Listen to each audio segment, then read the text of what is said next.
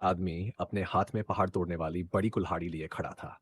उसने एक ही वार में विशाल पहाड़ को चीर दिया।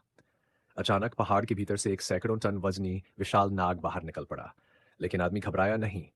उसने अपनी कुल्हाड़ी उठाई और एक ही वार में उस नाग का सिर उड़ा दिया। मगर अगले ही पल वह नाग फिर से जीवित हो गया और इस बार उसके दो सिर उग आए। अब इंसान और नाग के बीच जबरदस्त लड़ाई शुरू हो गई।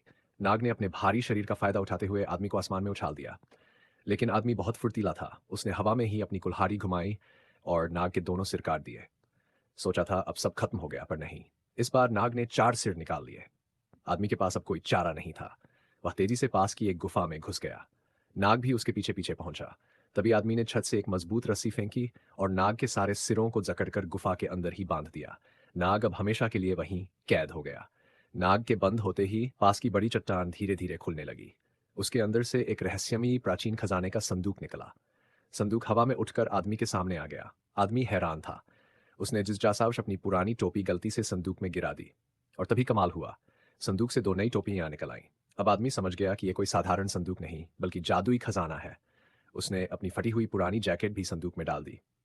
और इस बार संदूक ने 2 नई जैकेटें बना दी। आदमी खुश था, लेकिन उसने अपनी अच्छाई नहीं छोड़ी। एक दिन उसने देखा कि एक बूढ़ा आदमी अपनी खोई हुई भेड़ के कारण दुखी बैठा है। बिना सोचे उसने अपनी जादुई संदूक में उस भेड़ को डाल दिया और बाहर निकली सैकड़ों भेड़ें।